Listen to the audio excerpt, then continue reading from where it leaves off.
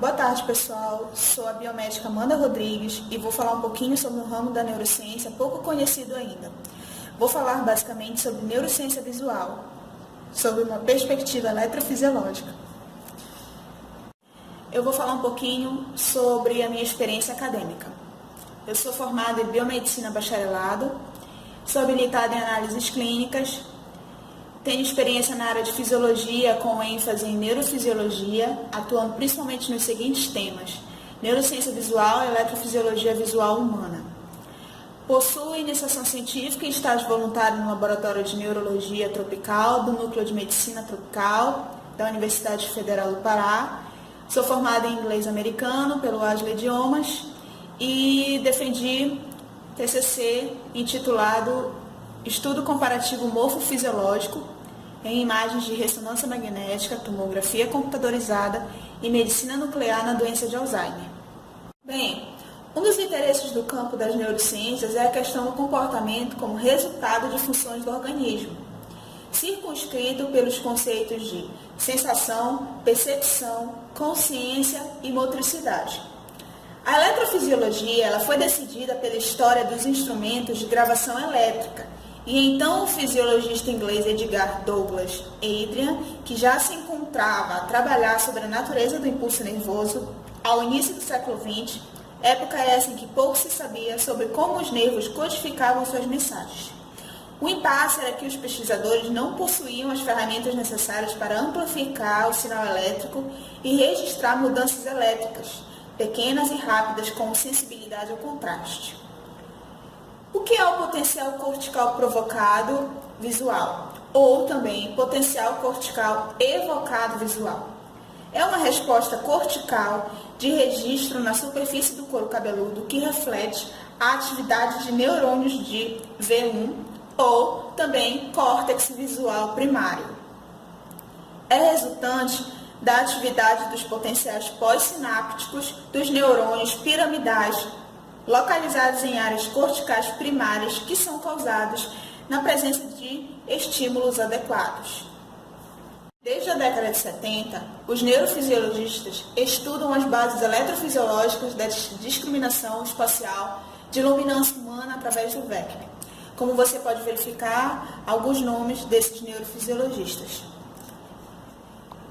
O registro eletrofisiológico do VECP em seres humanos é uma variação do eletroencefalograma. E qual a importância da estimulação mediante esse registro eletrofisiológico? O contraste e a estimativa da sensibilidade, que também pode ser chamada de função de sensibilidade ao contraste, permitem avaliar a visão espacial acromática, que se baseia na capacidade de diferenciar a quantidade de luz entre duas áreas adjacentes, ou seja, alguma forma de medir o número de fótons oriundos de locais próximos no campo visual. No domínio das frequências, corresponde à avaliação da sensibilidade ao contraste de luminância numa determinada frequência espacial. A percepção de uma cena visual ela é obtida pelo funcionamento integrado de neurônios das vias retino-tálamo-corticais, capazes de representar, na sua atividade, as variações de contraste espacial-temporal entre os diferentes pontos de refletância espectral. Seria também uma forma de verificar a acuidade visual, ou seja, a capacidade do sistema visual em discriminar detalhes de um objeto em um determinado espaço. Quando é que eu obtenho esse registro eletrofisiológico através do VECP? Quando obtido através de estimulação visual e colhido com eletródes sobre o couro cabeludo acima do córtex occipital ou sobre a superfície cortical occipital. Logo, eu obtenho o potencial cortical provocado visual. Para a execução do registro eletrofisiológico, é necessário seguir um protocolo básico. Primeiramente, o registro eletrofisiológico é obtido em uma sala cuja única fonte de luz é o monitor de CRT, ou seja, a sala ela fica completamente escura. Logo em seguida, nós temos a utilização de 3 eletrodes de superfície de ouro, colocados e titulados como ativo, referência e terra. e o Sistema Internacional 10x20, adotado pela ISEF, International Society of Clinical Electrophysiology, no qual utiliza 2 pontos de referência no crânio, o násio e o íneo, que também é chamado de protuberância occipital, para determinar os demais pontos em que os 3 eletrodes ficarão localizados na cabeça. O que significa o Sistema Internacional 10x20 adotado pela ISEF? Significa que, a partir de 10% e 20% da medida antero-posterior entre o násio e o íneo, pelo plano sagital do crânio, determinam-se os pontos hipotéticos FZ e FPZ, que equivalem a 30% e 10% desta distância a partir do násio sobre a linha sagital, respectivamente. Usando 10% da distância antero-posterior entre o násio e o íneo, encontra-se o ponto hipotético OZ a partir do íneo, sendo que os locais onde são colocados os eletrodos precisam estar previamente esfoliados com gel abrasivo cutâneo no pré. Esse gel, ele evita que tenha ruídos nos registros, para que os registros saiam de forma sem impedância elétrica do couro cabeludo. Os eletrodes foram colocados e são colocados no couro cabeludo usando um gel eletrolítico, para evitar os ruídos. Bem, na figura 1, nós podemos verificar as representações do contraste de domínio no espaço e as dimensões das frequências espaciais das faixas. Bem, os protocolos de estimulação, eles são montados a partir do que se conhece da teoria de análise de sistemas e dos resultados de um grande conjunto de estudos eletrofisiológicos.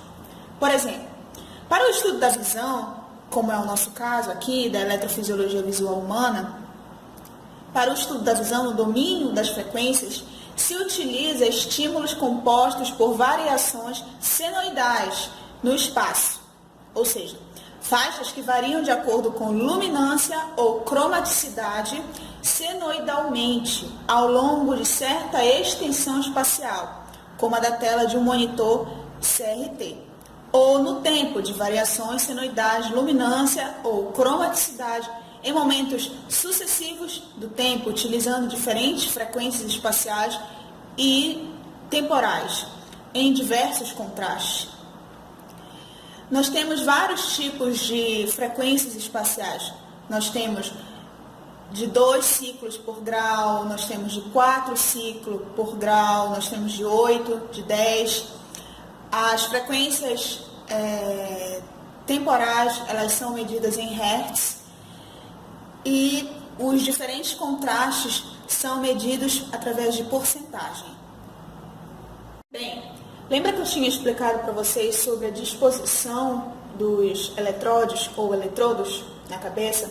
Pois então, aqui está uma figura, né, na qual eu utilizei os pontos hipotéticos FZ, FPZ e OZ, né, para facilitar o entendimento. E então, aqui fica o eletrodo ou eletrode de referência. Aqui na parte da testa se localiza o eletródio terra. Aqui se localiza o násio. Na região occipital fica localizado o eletrodo ativo. E aqui fica localizado o íneo, abaixo do crânio, que é a região abaixo do crânio. Bem, ainda falando sobre materiais e métodos, nós temos um sistema de aquisição de sinais bioelétricos, né? A diferença de potencial elétrico, DDP, captada pelos eletrodes, é direcionada para um amplificador de sinal, que vai diferenciar esse sinal. O MAS 800 Cambridge Research System, que é um sistema adaptado do Cambridge Research System. O tempo total de registro eletrofisiológico para cada contraste, que é dado em porcentagem, pode variar de 1 minuto a 4 minutos, dependendo do tipo de resposta cortical. E nós temos também um domínio de diferentes frequências espaciais, que são dadas por ciclo, por grau, e temporais, hertz. Domínio também de diferentes contrastes, dado em porcentagem. Então, por que o contraste ele é utilizado? Qual o papel do contraste? Um objeto só consegue ser identificado caso tenha contraste entre ele e o ambiente ao seu redor. Esse é o princípio da camuflagem natural. Quanto mais propriedades o alvo compartilhar com o fundo, mais difícil será para um observador distinguir os elementos de uma cena visual. As coisas aparecem e desaparecem com o ato de cobrir ou descobrir objetos com tecidos que apresentam baixíssimo contraste com o fundo. Então, quando você consegue cobrir, fazer alguma coisa desaparecer, né? Aparecer ou desaparecer, depende muito do tipo de contraste que ele está tendo, que a cena visual está tendo, né? Então, aqui na figura 2, nós podemos verificar essa sensibilidade ao contraste espacial de luminância em função das frequências espaciais, né? A sensibilidade ao contraste, ela pode ser estimada em diferentes frequências espaciais, que aqui na figura são representadas por círculos, tá? E depois pode a ela ser ajustada uma função como forma de sino, tá? De acordo com a resposta cortical que está sendo obtida. A curva, que vocês podem verificar aqui no gráfico, tá? A curva, ou função de sensibilidade ao contraste espacial de luminância, ela separa o mundo do visível, tá? Ou seja, abaixo da curva, do mundo invisível, acima da curva, ou seja, daquilo que o observador consegue ou não enxergar, né? É o contraste, a sensibilidade ao contraste espacial de luminância que separa o mundo do visível e o mundo do invisível, tá? Ou seja, aquilo que permite o observador enxergar ou não. A diminuição da sensibilidade ao contraste em frequências espaciais altas é devida a fatores ligados à transmissão de contrastes pela óptica do olho, enquanto a atenuação nas frequências espaciais baixas é devida a fatores neurais, como a organização dos campos receptivos dos neurônios visuais em regiões centrais e periféricas antagônicas.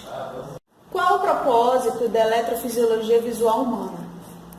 Bem, através da eletrofisiologia, tá, tem sido permitido observar que os neurônios do sistema visual, tá, e o sistema visual como um todo, respondem seletivamente às características específicas dessas redes senoidais mostradas lá no gráfico anterior. Por exemplo, no córtex visual primário, existem neurônios que só respondem a uma determinada faixa de frequências espaciais, temporais, orientações, contrastes e fases espaciais, de tal forma que o sistema visual opera como um analisador de frequências espaciais, certo? Ou seja, o pesquisador, através dos métodos eletrofisiológicos, ele determina que grupos de neurônios quer estimular de acordo com seus objetivos, ou seja, com as funções visuais que pretende explorar e assim quantificar, né? Se são neurônios das camadas magnocelular, se são neurônios das camadas parvocelular, ou se são neurônios das camadas coniocelular. As células talâmicas mantêm as propriedades fisiológicas na camada de células ganglionares da retina. As informações do tálamo são enviadas para o córtex visual primário, ou também chamado de córtex V1.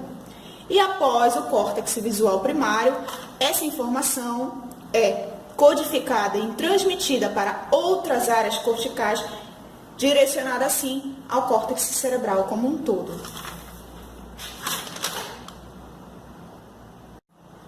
Bem, aqui algumas referências bibliográficas que eu utilizei, alguns artigos e estudos de referência em eletrofisiologia, né?